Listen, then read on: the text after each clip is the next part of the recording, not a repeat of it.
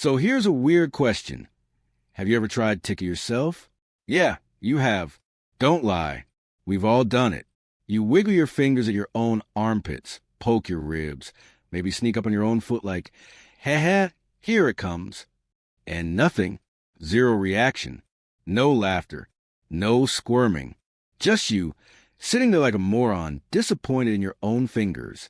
And yet, if someone else comes near with that exact same motion, you're suddenly screeching, flailing, possibly throwing elbows, like your life depends on it. So what's going on? Why can't you tickle yourself? Well, it turns out the answer is simple. And by simple, I mean your brain is behind it. Again, that sneaky 3-pound wrinkly control freak inside your skull is sabotaging your tickle game.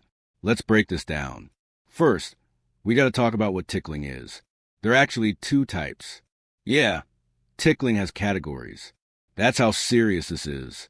Type 1 is nismesis. Sounds like a sneeze, but stay with me. This is a light, feathery touch that makes you twitch or feel itchy, like when a bug crawls on your arm or a hair brushes your neck. It's annoying, not funny.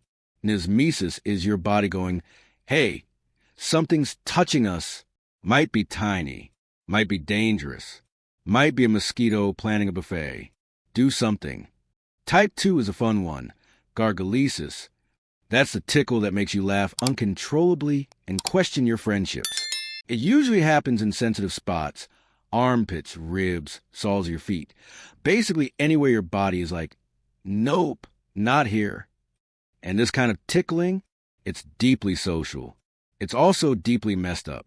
But more on that later. Now, why does someone else tickling you make you laugh? But doing it yourself is a total flop. Here's the deal. Your brain is always predicting stuff. It's obsessed with being ahead of the game. So when you move your hand toward your own side, your brain's like, yeah, I see what you're doing. We planned this. We're good. It sends a little note to your sensory system like, don't freak out. This is us. Chill. This system is called efference copy. It's basically your brain's receipt for every movement you make. Like, hey, we just told the hand sneak up on your ribs. Maybe sneak. No surprise. Don't trigger the alarm. So your sensory system goes, oh, okay, this is scheduled tickling. Nothing to report. That's why when you try to tickle yourself, your brain cancels the surprise. No surprise, no reaction. The brain's like, nice try, champ. You think I don't know what you're up to? I am you. But when someone else does it, whole different story. No prediction, no heads up, no efference copy. Just a surprise invasion of fingers and your brain going full DEFCON 1. What is happening? Laugh, twitch, escape. It's the unpredictability that gets you. Your brain is built to react more strongly to unexpected sensations. Because in evolutionary terms, if something's poking your ribs and you didn't do it, it might not be a game. It might be a tiger, or a snake, or a weird prehistoric cousin playing caveman tag. Either way, better to overreact. Also, ticklish spots are usually areas you need to protect. Soft spots, vulnerable zones. So your body evolved to be super sensitive there, and your brain throws a full tantrum when anything or anyone surprises you in those areas. Now here's where it gets even weirder.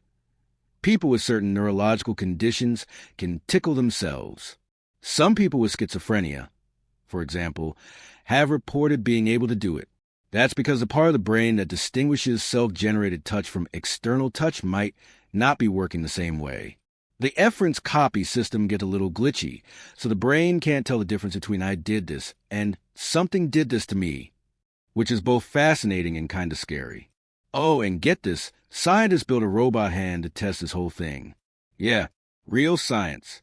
You push a button, and the robot hand tickles you. If there's even a tiny delay between when you push the button and when it tickles you, your brain treats it like an external surprise, and boom, it's ticklish. But if there's no delay, nothing. Your brain sniffs out the predictability like a bloodhound and shuts it down.